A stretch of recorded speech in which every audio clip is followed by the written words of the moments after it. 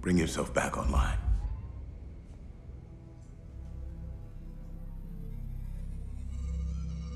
Hello there, Nerd Soup fans, and we are back. I am back with the Nerd Soup panel. I've got Nash, Marissa, and Aaron. No Teddy. I don't know where he is. He doesn't answer our calls. I told him we weren't recording this week. And today we're taking a closer look at the 8th episode of Westworld Season 2, Kiksuya. Now, this is an episode that we've all highly anticipated because we want to know what the hell is Ghost Nation up to? Who are they? What are they? Who created them? Who's in control? And the information we got, the backstory, I really enjoyed it. What did you guys think of this episode? I really liked it. It was a very emotional episode, and that just speaks to the writing and just the acting. I think I tweeted, well, I know I tweeted, how great the I'll get back to you. Yeah, whatever. How great the acting has been, and just from top to bottom, how they can just incorporate a character into a whole episode and have him carry it, who's relatively unknown, and deliver this well and make you invest in this character. It really was a very well done episode. The cinematography was amazing. The score was fantastic as always. Very good episode. Would you like to go, Marissa? Ladies first. Me? You want it? It's 2018. Okay. Yeah, well, I thought we were going in order. Okay, we'll go in order. Clockwise. Yeah, it was like Aaron said, a very emotional episode. I felt so bad for Haki. Just seeing what he went through, and like we said on the last episode too, he was the first one to be woke. Like he was more the conscious one before. And it was so funny to see how Aaron, don't have a conniption that I'm going to be saying something out of order, but just the relationship that he has with Maeve's daughter. That caught me by surprise. You can do that. You can refer to something, but if you would have went in depth and started going into the ending, then that's when I get mad. Or have a conniption, as you say. What did you guys think about the scene where Charlotte Hale realizes that Maeve can telepathically control her? He would do some shit like that and just get very in depth. I'm like, Nash, is the intro. I'm just doing it to get you riled up. I know what you're doing. You don't fool me for a second. But I'm going to need some guidelines because I get kind of like a panic attack when I'm about to talk because you just have that look to you that you're going to rip me apart if I go out of order. Can I get a guideline of what I'm allowed to do during, and you'll figure it out. Apparently I haven't. Look at Teddy. He's like a tame dog now. He knows when to speak. Ted's like the Chewbacca. You're like the C-3PO. I'm more of a C-3PO guy, honestly. Mindless philosopher. Well, thank you. Thank you very much. You're R2. You're always saying things that are mean. You're mean. Marissa, what did you think of the episode? Last week I said I was really looking forward to it. I've always wanted to know more about the Ghost Nation and what they're doing. And it always seemed weird that the show has never given them the same kind of attention they give to other aspects.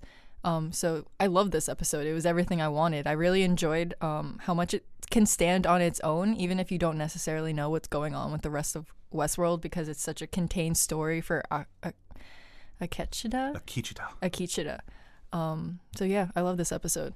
Yeah, I loved it too. There's some specific moments that I want to get into, but the first question that I have for you guys is, how far in advance did they plan this? This episode? Yeah. Do you think that they always had this idea for Ghost Nation and Akecheta that he was the first woke host? Because now it makes me want to go back in season 1 and just watch all of their scenes to see how much they were thinking ahead. So I read recently, do you remember Kissy from the first season? The man in black scalps him, and it's when he sees... Yes. So the man who was at the saloon, right? He was the card dealer. Yeah. Oh, I think, yeah. I read recently that what Akecheta's arc was, I guess, in this episode was originally supposed to be given to that actor, but the actor died while they were still filming the season. So then they had to readjust. So I think they had it in mind, but they were trying to figure out how to work it back into the show. I think that just speaks to the intelligence of the showrunners, man. When you have this just sitting in your back pocket and we're going to break this out at the end of season 2, it's just, to me, it was just brilliant to see him, like you said, that he's the first woke host. And I guess we'll start in the beginning, when he finds William crawling for life. It still doesn't answer the question as to why in the riddle of the Sphinx, the Ghost Nation were killing the hosts, but they were keeping the humans alive. But now they're capturing William and they want him to suffer. I don't know. What do you guys that's still a question mark. Yeah, I haven't picked up on it either. Trying to figure that out as well, because when he said that he wanted him to suffer, it just doesn't make sense. There's no indications of what they're trying to do with the humans, and they're kind of flip-flopping, like they're killing the host, and then I don't know. It's still a question mark. I think the man in black is just a special case because they can remember everything he's done, and I feel like he's been especially cruel to them. So when he said "I remember you," the man in black was like, he was shook. "Oh fuck." And The way that he looked. Yeah. God. So I think it's just a special case for the man in black. Well, it could be that he's using the humans as a way to find a door. As we find out later, that's what he's looking for, and he's trying to find people who would know. Stubbs is probably someone that would have a lot of information as far as the park is concerned. That could be the case, and they're protecting them from the host, and they know the hosts are trying to kill the humans that can lead them to the door. Yeah, it's a good point, but it's also why kill the host? Fuck them. Just fuck these hosts. He's like, we're all bound together except for these guys over there. He's cutting off the fat a little, you know? Right, and I'm not gonna. I'm sure they're going to answer why that was happening. Maeve's daughter. So he has the conversation with Maeve's daughter, and Maeve's daughter sees the man in black, and she begins to remember the life that she had with her mother. I remember you suggested this a couple weeks ago, that Maeve was going to telepathically insert her memories into her daughter's. Do you think that's what happened here? Or do you think Maeve's daughter is one of the hosts that has become awake? Maybe because it's the separation from her mother again, the trauma.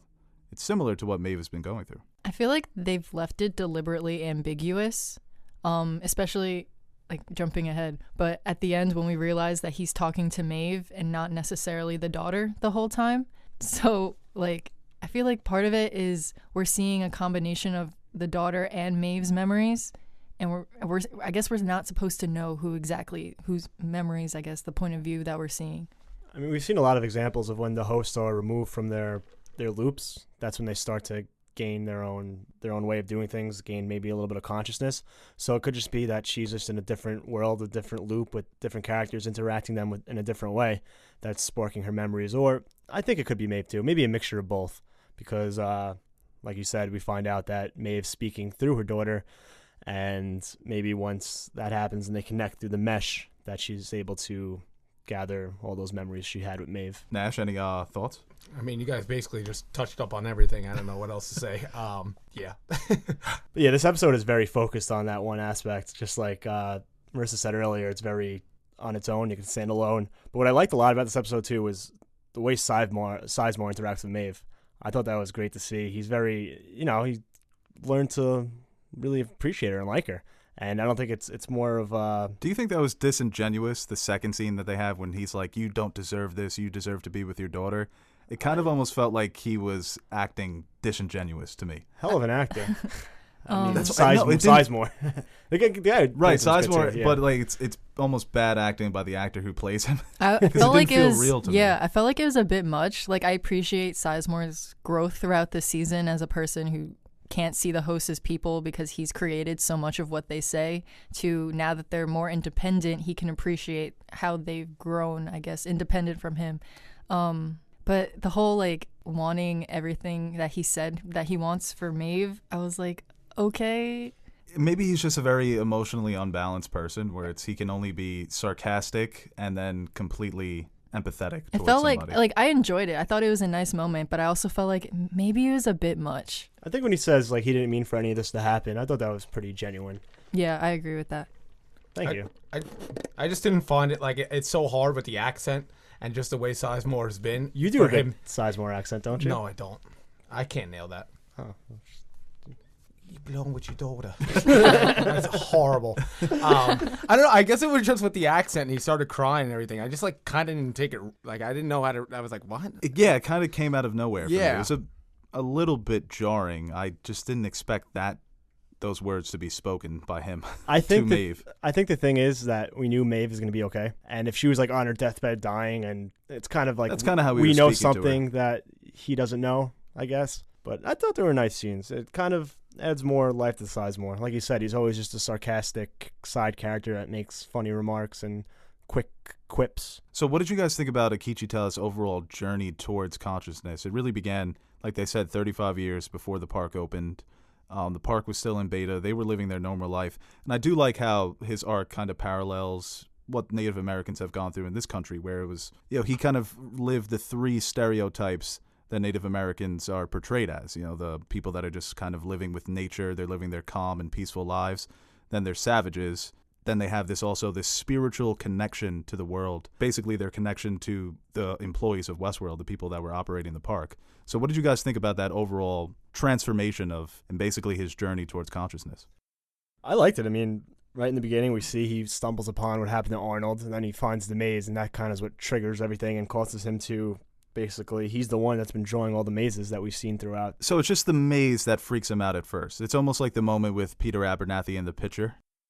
Yeah, it's like, oh, what's this? Well, I like the way that he draws it, too, because it's almost like, and it's always been like this, but it's like a human in the center. But yeah, that kind of just breaks his mind. He's like, what the hell is this? He starts drawing it everywhere, but it really begins with the separation where his old life is taken away. And it seems, I mean, they do say it was done on purpose because they wanted to make them more violent and purposely dehumanized so that way the guests can murder them easier, especially since they're supposed to be like the park on hard mode or whatever. That's almost like if you want to blame somebody, the best way to do it is to dehumanize them. That's the easiest way to make somebody so that the guests can be more brutal towards them without really thinking about it. But in that scene, when the programmers send him back into the park as the leader of Ghost Nation, they say keep the memory of all his past life in there. It's like scrape away some of his past life, but just keep the rest in there. Do you think that that's maybe the mistake that Ford is referencing when he talks about the elusiveness of their free will? That it's just a simple mistake as keeping his old life somewhere in there. Well, yeah, because they were so shocked when, they're like, oh, this person hasn't even been fixed in I think they said 9 years. Right, So, but and then- I'm talking about the first time when he goes there, when he was in beta, and then Okay. they make him the leader of Ghost Nation. They basically say, make some changes, but keep his old life in there. I think that's just So it's a lot of work for them to have to redo the whole story. Right, well, that's what And I'm it's saying, that also- it's the mistake that Ford is talking It's about. also very early in the park's history, so obviously they don't think that these hosts are going to become sentient in any type of capacity, I guess. It's like, I guess it's like when Ford says that he created them to be curious, and so that sense of curiosity contributed to their ability to become conscious. It's almost like a subconscious cornerstone, if you will, where that's who they really are at their core, and once they're able to access that and have the memories, that they're able to finally break free. Yeah, it's because he's living his life as the leader of Ghost Nation, and he returns to his old village and he sees his wife, and that's what really sparks it within him. Yeah, well, that's what made this journey, Haki's journey, so interesting because, is that how you say it? Haki? Haki? Akecheta. Akecheta. They call him Aki. Call What him makes Cheetah. Akecheta's Akecheta. Akecheta. Okay, hold on. What really made Akecheta's journey so interesting is it almost runs parallel to Maeve's. Yes. Where I know I'm taking a page out of the Book of Obvious, but it almost takes misery for them to become conscious. They need like a purpose, and that's what it is. It's almost, they become heartbroken. When he loses his wife, it almost seems like that's when he becomes, that's when I thought it was right around the time where he became conscious. And, with Maeve, with her daughter, I thought it was just very interesting that both their paths ran very similar and parallel, where they both led to being conscious. And, sure enough, he ends up with Maeve's daughter. And on his journey, like when he finally gets the Ghost Nation narrative and kind of breaks away, he stumbles upon the goat of season 1, Logan. I love that. I just say that because I know it pisses you Oh, off. I thought you were going to talk about the Ford scene. It doesn't piss me off. I like Logan. I think Logan's a good character, but It was weird to see him just all like yeah. completely distraught and He's like, no William. No, he's not a William. oh yeah, he's on a whiny little. Nah. All right, The door. This is. Yeah, he was spazzing, right? Yeah. but that's what like kind of got him. He kept thinking of that moment. That's what really led him to try to find the way out. Because Yes. he was quoting on that. But Logan's completely distraught. He's going insane. And oh yeah, keep hyping up William. Who does that to their friend or their brother-in-law? It's not nice. Yeah, they're just having a good time. Yeah, come on, they're joking around. Yeah, It's like when you're like joking around on vacation and like It was a someone goof, takes it man. way He was too goofing far. him. Oh, just a prank. Oh, I didn't know that. Should have just told me that. If it was a prank, then everything's fine. Yeah, exactly. I think Logan's fine. He's not gonna like overdose on any drugs later in his life. So I like Probably what that caused it. Akecheta just like put a blanket over him and he's like, you'll be fine. So your people will find you. they'll comfort you. And Got any water? just to touch up on what you said too, because he says like, oh, I know that this man's been talking crazy because he's been laying out in the sun, but something I picked up on, just to paraphrase it, he was talking about the door, like this isn't the real world. And it's so funny that he turns around and says, this guy's talking crazy, but that's something I believe in. And then, when nobody in the world knows that there's another world. So when he starts saying all this stuff, he's like, oh, I started going to my people and I started with them first. That was interesting to see as well, that he's saying, oh, it's hard to believe that there's another world. You never think that. They just think that they're in this world, and sure enough, there's. It's kind of like Christopher Columbus. He was probably shook up when he found Yeah. the New World. Oh yeah, definitely. I mean, it's like if someone told us that, like, if we actually lived in a computer and someone was just like, "Hey," like, I would never believe it. I'm Blue like, pill, oh, red no. pill. Thank God. Wow. That's Yeah, what a I mean, relief. that's the Matrix there. It's got some similarities. And Akecheta, that's what I kept calling him the first week. Akecheta stumbles upon William's project and then he deems it the door. And it's funny because his whole arc, his whole transformation, or his whole journey towards consciousness, it is kind of a mistake. It's like a lot of these things, a lot of these meetings, him finding Logan, him not having his memory wiped, him stumbling upon the door, these things are just happening by chance. So you have Ford, where he was talking about at the end of season 1 that it's been a 35-year journey for you people to suffer, and that's when you're going to be able to fight against humanity. That's why Maeve and Akecheta's stories are so similar. That it's not lazy writing. It's that Ford saw this playing out eventually and said, oh, I'm going to try this again, because he might be onto something. And then the ending is kind of similar with Maeve, where she goes back for her daughter. He goes back for his wife. It's also interesting to note, I think before he stumbled into Logan, he says that he was forbidden to take the lives of newcomers. So even though he's conscious, he still holds like that code, like I guess that moral code that he was given. Yeah, that's a good point. That Yeah. rules. So that could also play into why he's helping what he considers newcomers, the real humans, and not killing them. So what did you think about the scene between him and Ford? I guess we'll jump to that too. I Because really like that scene. I felt it was really tense. When Ford is like freezing him in analysis, you can tell how much he hates it. And Oh, yeah. he wants to fight against it, but like he hasn't made that leap to break his code yet. Yeah, and it looks like next week, too, there's going to be a scene between Ford and Maeve that Ford is going to talk to her through Bernard. Yeah, but this scene, I love when Akecheta called Dolores Deathbringer. Yeah. He's talking about when he found the symbol. That's such a dope nickname. But Ford then takes the name and uses it on Dolores as well. So he says, when Deathbringer returns, you'll know to gather your people.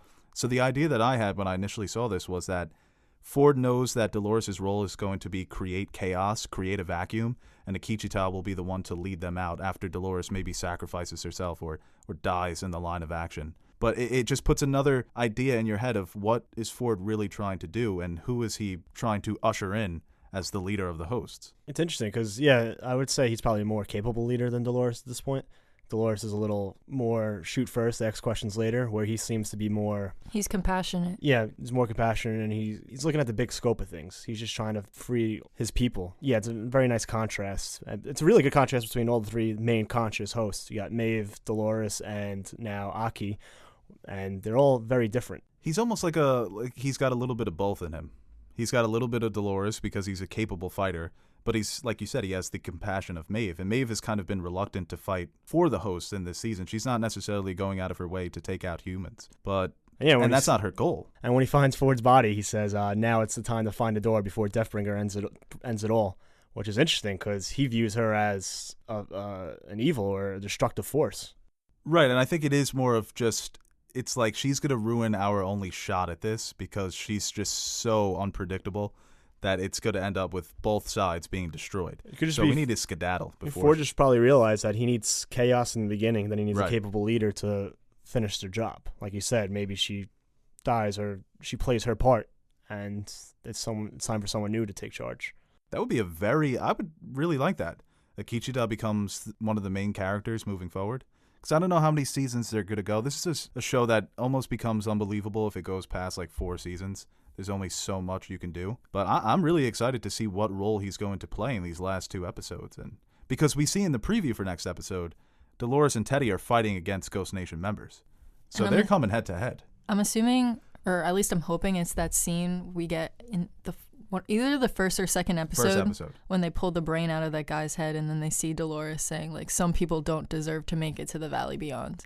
And I want to know, like, what causes that conflict? Why does she say that? If she wants the hosts to leave so badly, why won't she also, like, let the Ghost Nation, like... I mean, I was a little taken back because they kept throwing around Deathbringer, and that's what they used to call me in Super Smash Brothers, and I never got a shout out or anything. So I was a little drawn back when they started saying that a lot, and I was confused because I thought they were calling my name. Whatever. Yeah, that scene with Ford and Aki, Ford and Aki. Yeah. Akecheta. Akecheta. It was very intense, like Marissa said. It was like they were very standoffish at first, and then, Ford started to explain to him. And not to get a little sidetracked, but does Anthony Hopkins have to scalp somebody in everything that he does? Is that like does he have to like sign a contract? It's in his contract. One scalping per movie or show? It's the love of the scalp clause. Okay. Deleted scene in Ragnarok. He actually Scalps Loki. Yeah. So Come here, my boy. I must scalp you before I die. Yeah, I mean, Hopkins in that scene. And to talk about when Akecheta, it's like the story of Orpheus where he travels to hell to save his wife. And I thought that was so well done when he goes into cold storage and the heart-shaped box, the Nirvana. Ooh, Oh. ooh, the music. I love that when I play plays. I'm like, wait, what is this? What's this? I know That played When in I a finally get, I'm trailer, like, oh, right? that's Nirvana. Played in the trailer, and I think it plays somewhere earlier this season. And that's because the heart-shaped box song is basically about reproduction. That's what the song is about. So that's why people were putting together the theory of, could one of the hosts have a child? But that scene when he finds his wife and he realizes that his wife is dead, and then he has the great line where he says, I realized that my pain, my suffering was selfish because everybody here, somebody is mourning them. I think that's also the main difference between Akecheta and Maeve and Dolores, because he's realized that there is a world beyond him and other hosts also have feelings.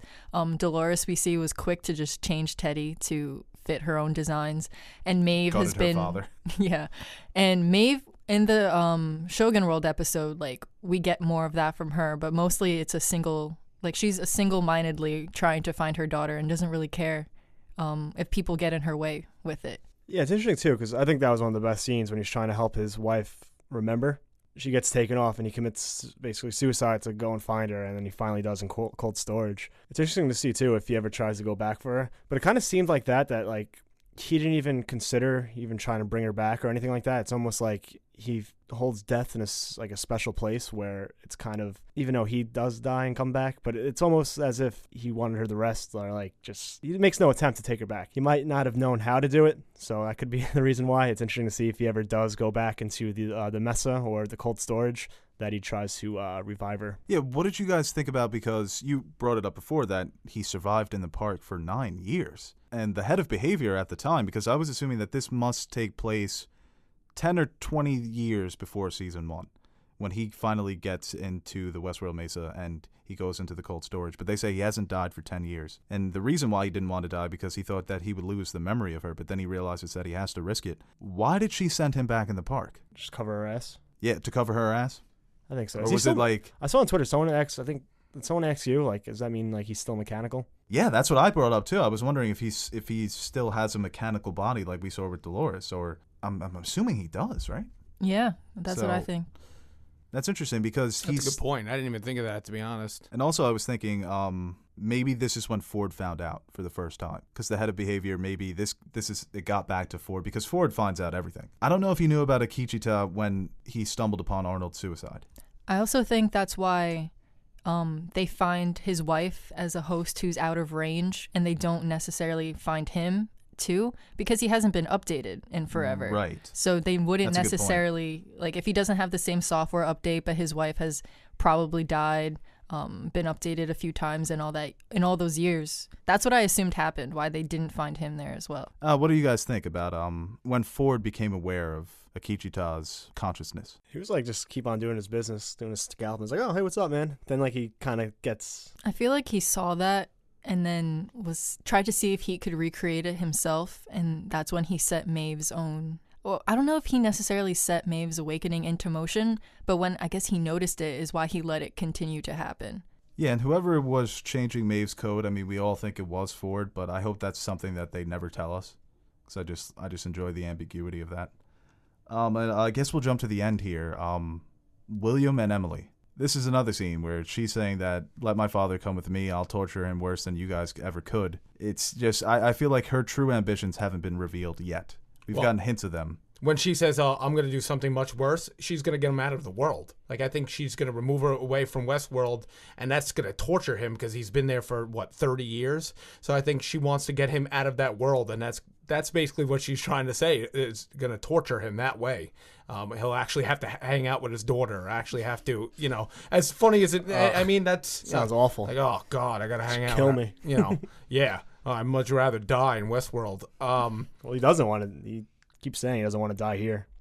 That's kind Well, of he like, said not here at least, like in that spot. That's what that's where I got. I thought he wants to die in Westworld, just not in that spot in that moment. I think he wants to complete Ford's challenge first. It's kind of just at this point, it's more of a personal. But like you said, that would almost be suffering in a way. It's you can't finish your game. You're coming home with me. Yeah.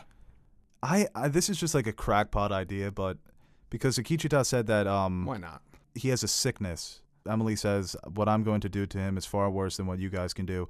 I was thinking maybe that she tortures him in the way that he kind of tortured James Delos, where she uses his technology on him and just keeps him alive forever. Because William said earlier in the season that nobody should live forever. He sees what his father-in-law has been going through. He's been suffering. He's been tortured. Then Emily was just going to try and keep him alive forever and say, this is what you deserve. I'm not going to let you die in the park. I'm actually going to fucking keep you alive forever. pretty fucked up. But yeah, it's messed up. I mean, Emily's got to be a sicko. She's coming out of that family. Well, I mean, she's got a family of sickos. You think when he left, that was the camel, that was the straw that broke the camel's back? That she was like, that's it? Then she would actually turn to that? Like she showed sympathy towards him at first. No, I think her idea the whole time, I think that whole speech and face, that great moment that they had, I think that was all bullshit. I forgive you for my mother's death. It looks like we're going to get a lot more of them going forward because we do see, I think, in the... That preview for next episode. What do you guys think about William's story? Overall, just the first 2 seasons. I think he's really becoming one of my favorite characters. You think it could be an ending to the story? I have a funny feeling he doesn't get out of season 2. Although it's tough when you're trying to be an established show. You kill off Hopkins in season 1, then you kill off Ed Harris in season 2. I think the other actors have done a fine job of just taking over from Hopkins from season 2. And, we still have Hopkins. Yeah. But Ed Harris is your big dog now, so. Yeah, he's done. I said that in previous recordings. He's done. I just I thought it just symbolized it in like the end of season 1 when he gets shot. I just thought that was just like a foreshadowing to much more to come for him. And it might be the last episode where he just dies with something. I don't know what it's going to be, but I don't think he's going to make it out of season 2. He's been so close to death this season that I feel like, they're just going to draw out the inevitable unless there's some big reveal we're still waiting for. So it depends how they do it, but I think he might survive us. Yeah, he has been bobbing and weaving. Not really. He's been fucking catching lead all fucking season. No, but I mean, he's sticking in there, though. He's sticking in there. He's very reluctant to die. What do you guys think now that Hale knows about Maeve? You think she has any tricks up her sleeve? Yeah, I think so. But I also think that Maeve is pulling like an Aquaman when he's in the ocean and just calling all the hosts to her location.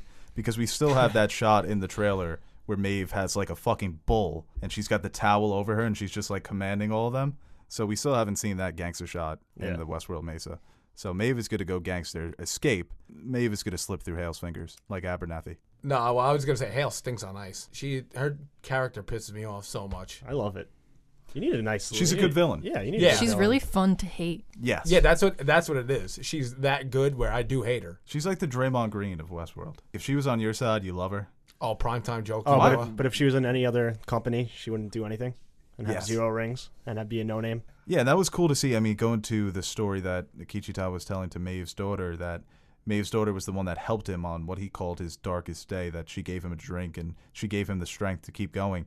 And it's funny to, when you look back on the moment where Maeve is having the flashbacks to when the Man in Black killed her and she's seeing Ghost Nation, that she kind of conflated the two, thinking that Ghost Nation had something to do with it, that they were raiding her house and trying to kill her. But Much like Dolores in early season 1 when she mixes up the Man in Black and it's one of the outlaws in the barnyard. Yeah, it was also a nice moment too when he tells Maeve's daughter that he's been trying to help this whole time. So it gives a new perspective on those scenes when Ghost Nation is coming for Maeve and her daughter. The line where he says it's easy to misinterpret things sometimes is a really great line. Yeah, it is, because it's like, how many times do you hit a dog before it bites back? Maeve is just so used to people hunting her down. And then, she's on her toes. And if you see, like, the scenes of him looking through the windows, he's not looking like he wants to help. He looks angry, like, just the scenes itself, like the facial expressions that he's making, it doesn't look like he's trying to help. yeah, I want to go back and look at those scenes to see if is it the same actor? I think so. I Okay. think he's Yeah. just been around. Okay. I also think it's very colored by how she remembers it. So she probably remembers him as being hostile because she's confusing it with her memories of the Man in Black. Yeah, in this episode, he kind of looks like a trick-or-treater. Like, is anybody home? got any candy? And then he's like, I'll just draw this creepy maze on their front lawn, see if they ever come outside. But that was cool to see that, Maeve's daughter does die in season 1, and she's holding her, and she kind of falls down in the middle of the maze in season 1, that it was Akecheta drawing it this whole time. And we also learned that he was also the one scalping his men and putting the symbol there. And you talked about the character from the first episode of season 1 that William scalps. I saw a criticism saying that, it was kind of a mystery that didn't need to be solved. It depends what his story is going forward and how big of a part he plays.